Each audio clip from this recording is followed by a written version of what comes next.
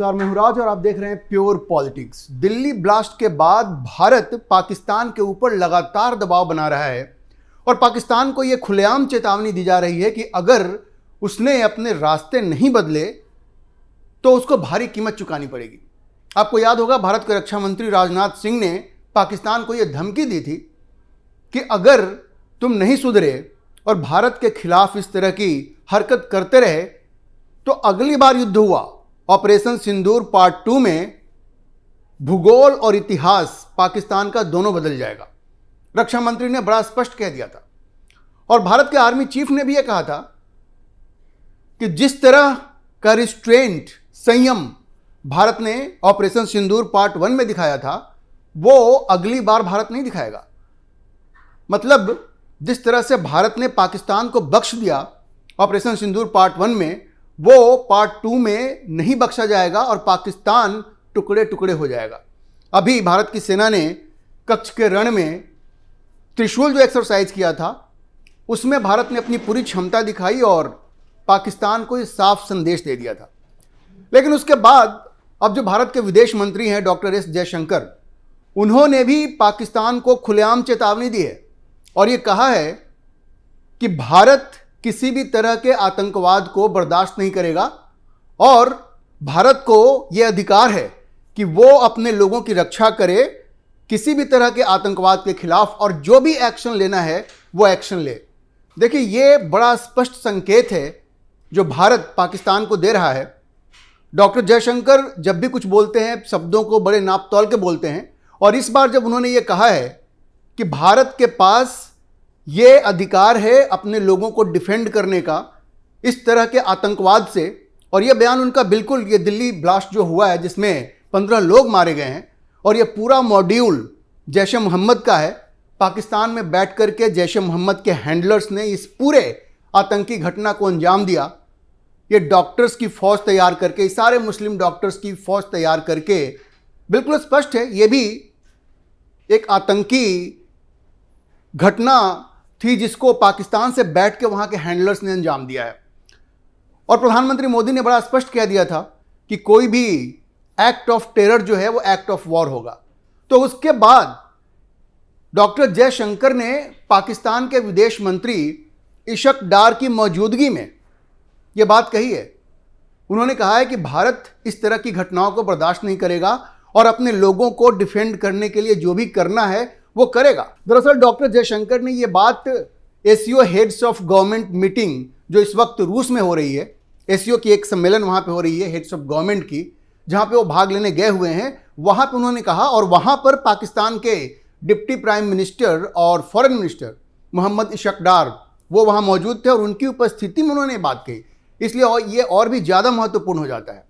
और उन्होंने ये कहा कि ये जो एससीओ की बैठक हो रही है, भाई एससीओ बना ही था इसलिए क्योंकि वो टेररिज्म, सेपरेटिज्म और एक्सट्रीमिज्म, उन्होंने 3 खतरों की बात की और कहा कि ये जो एससीओ की मीटिंग हो रही है भाई इसमें टेररिज्म, सेपरेटिज्म और एक्सट्रीमिज्म ये तीनों बड़े महत्वपूर्ण हैं और इसलिए यहाँ ये कहना लाजमी है कि भारत इन तीनों के खिलाफ एक्शन लेगा और जहाँ से भी भारत के खिलाफ ये सारी साजिशें हो रही हैं उसका भारत पूरी तरह से जवाब देगा। तो अगर आप इनको मिला करके देखेंगे, भारत के रक्षा मंत्री का बयान, भारत के आर्मी चीफ का बयान और उसके बाद डॉक्टर जयशंकर की इतने कड़े शब्दों में यह चेतावनी, तो इससे बड़ा स्पष्ट है कि भारत ऑपरेशन सिंदूर पार्ट 2 की तैयारी बिल्कुल पूरा कर चुका है और जैसे ही सबूत मिलेंगे दिल्ली ब्लास्ट के, सबूत मिल रहे हैं, उसको डॉक्यूमेंट किया जा रहा है, जब सारे प्रमाण आ जाएंगे अब तो बड़ा स्पष्ट है कि इसके हैंडलर से जो डॉक्टर उमर है जिसने अपने आप को लाल किले के सामने उस I-20 कार में उड़ा लिया,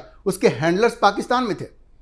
और जम्मू कश्मीर में जो मौलवी इरफान है और जैश ए मोहम्मद का वहाँ जो मेन हैंडलर है पाकिस्तान में, दोनों मिल करके उन्होंने यहाँ पे डॉक्टरों की एक फ़ौज तैयार की।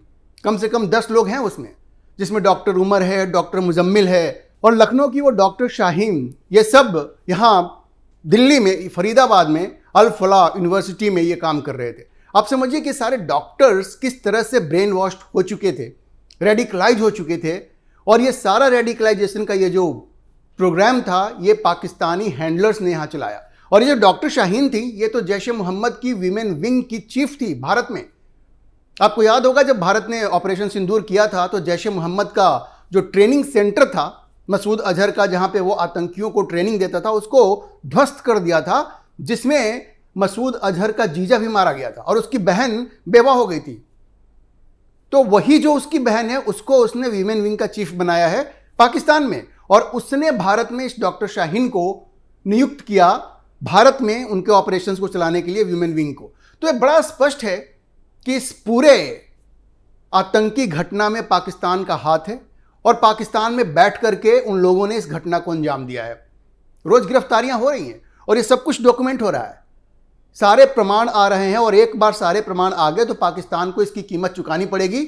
और जैसा मैंने आपको कहा, भारत के प्रधानमंत्री से लेकर के रक्षा मंत्री, भारत के आर्मी चीफ, सबों ने इस बात को कहा है। और अब तो डॉक्टर जयशंकर ने पाकिस्तान के उप प्रधानमंत्री और विदेश मंत्री इशक डार की मौजूदगी में यह कह दिया है कि हम लोग इसको बर्दाश्त नहीं करने वाले हैं, क्योंकि इस आतंकवाद को किसी भी तरह से बर्दाश्त नहीं किया जा सकता, एक्सेप्ट नहीं किया जा सकता, जस्टिफाई नहीं किया जा सकता, और आतंकवाद के खिलाफ जीरो टॉलरेंस होना ही है।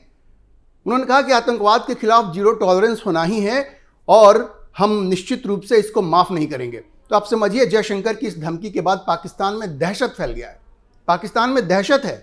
उनको अब ये समझ में नहीं आ रहा है कि भारत क्या करेगा, क्योंकि भारत की आर्मी ने बहुत साफ कहा है कि इस बार तो हम कोई भी संयम नहीं बरतेंगे। पिछली बार तो आपको याद होगा जिस तरह से नूर खान एयरबेस, रहीम यार खान एयरबेस और उनके एयर डिफेंस सिस्टम को जिस तरह से बर्बाद किया था। पाकिस्तान पे अगर उस वक्त भारत और बमबारी करता तो पाकिस्तान इस स्थिति में नहीं था कि अपने आप को बचा सकता हो, बिल्कुल सिटिंग डक था, क्योंकि उसका एयर डिफेंस सिस्टम जो चाइनीज था, HQ-9 और HQ-16, वो पूरी तरह से बर्बाद हो चुके थे।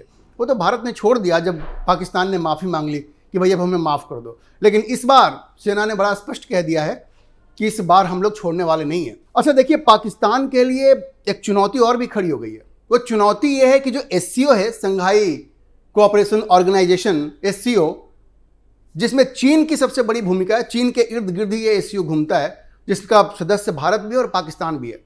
अब SCO भी चीन के इन्फ्लुएंस में, चीन के दबाव में पूरी तरह से आतंकवाद के खिलाफ स्टैंड ले रहा है। पहले ऐसा नहीं था। आपको याद होगा जब पहलगाम की घटना हुई थी तो SCO ने इसके खिलाफ कोई स्टेटमेंट जारी करने से मना कर दिया था जी।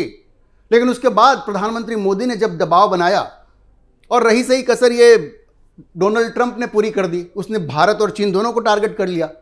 तो चीन को लगा कि अगर ट्रंप का मुकाबला करना है तो भारत के साथ दोस्ती जरूरी है। तो चीन ने अपना रुख बदला और फिर SCO ने पहलगाम के घटना की निंदा की, जो पहले वो करने को तैयार नहीं था। तो SCO जब से चीन का ये रुख बदला है और अमेरिका का सामना करने के लिए चीन भारत से मदद मांग रहा है। आप याद कीजिए, शी जिनपिंग ने भारत की राष्ट्रपति द्रौपदी मुर्मू को पत्र लिख करके ये कहा था कि वो भारत से अच्छे रिश्ते चाहते हैं, और उन्होंने कहा था कि भाई नरेंद्र मोदी के साथ हम अपने रिश्ते सुधारने के लिए तैयार हैं। तो चीन के रुख में बदलाव आया है और अब ये जो SCO है वो भी पूरी तरह से आतंकवाद के खिलाफ है, और SCO में रूस भी है। तो पाकिस्तान की नकेल कसनी बिल्कुल शुरू हो गई है। भारत ने इतना दबाव बनाया है कि अब जिनपिंग भी नरेंद्र मोदी को आतंकवाद के मुद्दे पे खुल के समर्थन दे रहे हैं, और पाकिस्तान के लिए बड़ी मुश्किल स्थिति है। एक बात मैं आपको और बता दूं कि चीन के रुख में परिवर्तन इस कदर आया है। वैसे तो ऑपरेशन सिंदूर में जो हथियार चीन ने दिए थे वही पाकिस्तान ने इस्तेमाल किए, और ये PL-15 मिसाइल जो था, J-10, JF-17, सारे फाइटर जेट्स पाकिस्तान के ही थे। लेकिन उसके बाद जो रिश्ते बदले हैं, और चूंकि चीन व्याकुल है नरेंद्र मोदी से अपने रिश्तों को सुधारने के लिए, भारत से अपने रिश्तों को सुधारने के लिए, तो अब वो एक दूसरा रुख दिखा रहा है। भारत ने, ऐसा कहा जाता है, जो खबरें आ रही हैं कि भारत ने जब चीन को यह कहा कि आप ये जो J-35 फाइटर जेट, जो 5वीं पीढ़ी का फाइटर जेट है, जो चीन पाकिस्तान को देने जा रहा था, वो भी किश्तों पे, तो भारत ने कहा कि भाई अभी आप मत दीजिए, अभी आप इसको रोक दीजिए, क्योंकि भारत के पास भी 5वीं पीढ़ी का फाइटर जेट इस वक्त मौजूद नहीं है। तो जैसी खबरें आ रही हैं, भारत ने चीन को कहा कि भाई आप ये जो J-35 फाइटर जेट पाकिस्तान को देने जा रहे हैं उसको अभी आप रोक दीजिए। और अब मजे की बात देखिए कि चीन इसके लिए राजी हो गया है। चीन फिलहाल J-35 पाकिस्तान को नहीं देने जा रहा है, और ये भारत के कहने पर चीन ने इस बात को माना है। तो सोचिए कि चीन पूरी तरह से भारत की जो सेंसिटिविटीज़ हैं, संवेदनशीलता जो है उसको वो समझ रहा है और अब वो कह रहा है कि वो आंख बंद करके पाकिस्तान को भारत के खिलाफ सपोर्ट नहीं करेगा। तो पाकिस्तान के लिए बड़ी मुश्किल वाली स्थिति है। ऑपरेशन सिंदूर पार्ट 1 में जिस तरह से चीन ने पाकिस्तान की मदद की, वो सैटेलाइट से भी सारे लोकेशंस बताया कि कहाँ कहाँ पे भारत के एसेट्स हैं, वो इस बार शायद ना हो, क्योंकि चीन पूरी तरह से भारत के दबाव में है और एक तरह से उसने घुटने टेक दिए हैं। उसे लगता है कि भाई ट्रंप के साथ अगर लड़ना है तो भारत का समर्थन उसको चाहिए। और ब्रिक्स, चूंकि ब्रिक्स में भारत और चीन दोनों महत्वपूर्ण सदस्य हैं, तो ब्रिक्स की तरफ चीन की आंखें हैं। तो पाकिस्तान के लिए चीज़ें इतनी मुश्किल हो रही हैं और ये दिल्ली ब्लास्ट का उन्होंने पाप जो एक बार फिर से किया है, पहलगाम आतंकी घटना के बाद जो दिल्ली ब्लास्ट करवाया है उन्होंने, इसकी बड़ी कीमत उनको चुकानी पड़ेगी। भारत अपनी पूरी तैयारी कर रहा है। अभी जो त्रिशूल एक्सरसाइज हुआ उसमें रुद्र ब्रिगेड को पूरी तरह से टेस्ट किया गया है। रुद्र ब्रिगेड जो है वो पूरी तरह से युद्ध के लिए तैयार है और उसमें जितने भी फाइटर विंग्स हैं भारतीय सेना के, एयरफोर्स के, नेवी के, उन सबों को मिलाकर के ये एक ऐसा ब्रिगेड बनाया गया है। भारत का एक कोल्ड स्टार्ट डॉक्ट्रिन था कि बिल्कुल जल्द ही एक्शन लेकर के, जैसे ही कोई घटना होती है, अगर भारत को अटैक करना है तो कोल्ड स्टार्ट जो डॉक्ट्रिन था उसको बदल करके ये कहा जा रहा है कि कोल्ड स्ट्राइक डॉक्ट्रिन किया गया है। आपको याद होगा 2001 में जब पार्लियामेंट पे अटैक हुआ था, भारत के पार्लियामेंट पे, तो उस वक्त वाजपेयी जी प्रधानमंत्री थे, उन्होंने सेनाओं को जमा कर दिया सीमा पे, उसमें 1 महीना लग गया। अब वो 1 महीना लग गया तो पाकिस्तान भी सचेत हो गया। लेकिन ये जो कोल्ड स्ट्राइक डॉक्ट्रिन है, इसमें 48 से 72 घंटे के भीतर ये जो रुद्र ब्रिगेड है वो पाकिस्तान में घुसने के लिए, पाकिस्तान को बर्बाद करने के लिए तैयार है। और ऐसा ही रुद्र ब्रिगेड चीन की सीमा पे भी ऑलरेडी काम कर रहा है। तो इस बार भारत ने पूरी तैयारी कर ली है और इस बार अगर युद्ध होता है तो आप मान के चलिए कि पाकिस्तान की बुरी हार तय है। और जैसा रक्षा मंत्री ने कहा, इतिहास और भूगोल दोनों बदलने वाला है। भारत की सेनाएं कराची तक पहुंचने के लिए बेकरार है। इंडियन नेवी को पिछली बार मौका नहीं मिला था। इंडियन नेवी पूरी तरह से कराची पोर्ट को कब्जा करने के लिए बिल्कुल तैयार है और इंडियन आर्मी कच्छ का जो रण है वहाँ पे फ्रंट खोलेगी, कश्मीर में फ्रंट खोलेगी। और इस बार ये भी मत भूलिए कि जो तालिबान है वो अफगानिस्तान बॉर्डर पे भी फ्रंट खोलेगा। और बीएलए भी इस बात के लिए तैयार है बलूचिस्तान में कि एक बार अगली बार युद्ध हो तो बलूचिस्तान में बीएलए एक अलग फ्रंट खोलेगा और केपीके में, खैबर पख्तूनख्वा में जो पश्तून हैं वो भी एक फ्रंट खोलेंगे। तो आप समझिए कि पाकिस्तान के लिए बड़ी मुश्किल स्थिति है। और इस बार ऑपरेशन सिंदूर पार्ट 2 शुरू होगा तो पाकिस्तान के टुकड़े टुकड़े होने निश्चित हैं। मुनीर को यह फैसला करना पड़ेगा कि वो किस दिशा में जाना चाहते हैं। उन्होंने जो पाप किया है उसकी कीमत उनको चुकानी पड़ेगी, उसका प्रायश्चित उनको करना पड़ेगा। अभी के लिए इतना ही। इस विषय पर आप क्या सोचते हैं अपनी राय कमेंट बॉक्स में जरूर लिखें और अगर आपको वीडियो पसंद आया हो तो आप इसे लाइक करें, शेयर करें और हमारे चैनल को सब्सक्राइब जरूर करें।